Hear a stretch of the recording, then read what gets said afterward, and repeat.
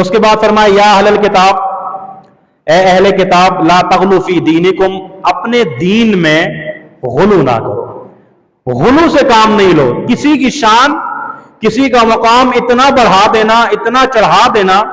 کہ جو اللہ رب العالمین کے احکامات کے خلاف ہو، یہ اللہ کو پسند نہیں ہے۔ جو دین تمہیں دے دیا گیا ہے، جو شریعت تمہیں دے دی گئی ہے، اب اس میں نہ تمہارا اختیار اضافے کا ہے اور نہ ہی کمی کا ہے، کوئی اختیار اب تمہارے پاس نہیں ہے۔ شریعت سازی کا کوئی اختیار کسی امتی کے پاس نہیں ہے۔ جو مقام اللہ نے اپنے رسول کو دیا وہی مقام تمہیں رسول کو دینا ہے، جو مقام اللہ نے اپنے اولیاء کو دیا وہی مقام تم نے اللہ کے اولیاء کو دینا ہے، جو مقام اللہ نے اپنے رسول کے صحابہ کرام کو دیا وہی مقام تم نے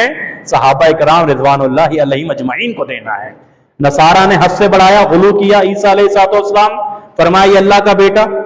عزیر علیہ السلام یہودیوں نے غلو کیا، حد سے تجاوز کیا۔ ایک حدود ہے، یہاں تک تمہیں مقام اور مرتبہ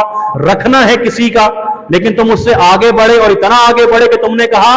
کہ عزیر معاذ اللہ اللہ کا بیٹا ہے۔ فرمائے کہ ہم تمہیں منع کرتے ہیں کہ دین میں غلو، اور اللہ کے نبی صلی اللہ علیہ وآلہ وسلم نے بھی اپنے آخری ایام میں یہ ارشاد فرمایا تھا، نصیحتیں کی تھی کہ لوگوں